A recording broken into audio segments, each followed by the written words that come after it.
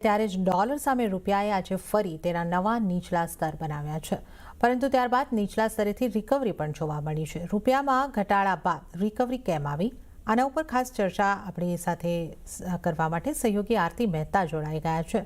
આરતી, રૂપિયામાં આજે રેકોર્ડ નીચલા સ્તર તો બન્યા, પણ રિકવરી પણ આવતી દેખાય છે। કયા પરિબળોની અસર જોવા મળી છે? जी करन्सी मार्केटनी अपडेट पर नजर કરી લઈએ તો રૂપિયામાં આજે દિવસ દરમિયાન આપણે 90 રૂપિયા 79ના નીચલા સ્તર પણ જોયા છે અને ત્યારબાદ એક રિકવરી પણ આપણને આવતી દેખાઈ હતી।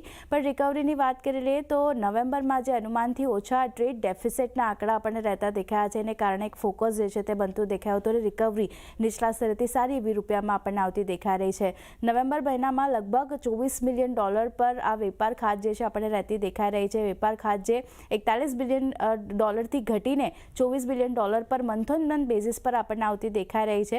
આની સાથે વેપાર ખાતની જો વાત કરી લઈએ તે 29થી લઈને $30 બિલિયન રહેવાની અનુમાન હતું, એની સામે જે $24 બિલિયન પર રહ્યું છે એને કારણે રૂપિયાને સપોર્ટ મળતો અહીંયાથી દેખાઈ રહ્યો છે। વાત કરી લઈએ રૂપિયામાં કેમ આપણે નરમાશ જોઈ છે તો US ટ્રેડ ડીલ જે કારણ બનતું દેખાઈ રહ્યું છે એને કારણે હજી ત્યાં અસ્પષ્ટતા આપણને બનતી દેખાઈ રહી છે, એટલે એક રૂપિયા પર દબાણ જે છે તે બની રહ્યું છે। ઇક્વિટી માર્કેટમાં એફપીઆઈની વેચવાલી ખાસ કરીને આપણને બનતી દેખાઈ રહી છે। વિદેશી ફંડ્સના ડોલરની ડિમાન્ડમાં વધારો થઈ રહ્યો છે, એને કારણે રૂપિયો જે છે તે ઘટી રહ્યો છે। આ સાથે જ બોન્ડ્સ જે છે તે એફપીઆઈની વેચવાલી કરી રહ્યા છે, એને કારણે પણ કરન્સી માર્કેટ પર અસર આવતી દેખાઈ રહી છે। સ્પોક માર્કેટની વાત કરી લઈએ તો અહીંયા લગભગ આરબીઆઈએ અમુક ડોલર વેચ્યા છે સ્પોટ માર્કેટમાં, એને લીધે પણ રૂપિયો જે છે તે નબળો પડતો દેખાઈ રહ્યો છે।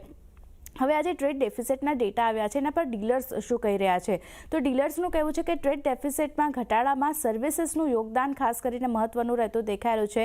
ટ્રેડ ડેફિસિટમાં ઘટાડાથી ગુડ્સ એક્સપોર્ટનું પણ ખાસ કરીને યોગદાન જે છે તે આપણને દેખાઈ રહ્યું છે અહીંયા। એટલે ક્લિયરલી આજના દિવસની વાત કરી લઈએ ડોલર સામે રૂપિયામાં રેકોર્ડ નીચલા સ્તર જોવા મળ્યા હતા, પણ ટ્રેડ ડેફિસિટના ડેટા જે રીતે આવતા દેખાયા છે એને કારણે રૂપિયાને સપોર્ટ મળ્યો છે અને રૂપિયો નીચલા સ્તરેથી સારો એવો રિકવર થયો છે।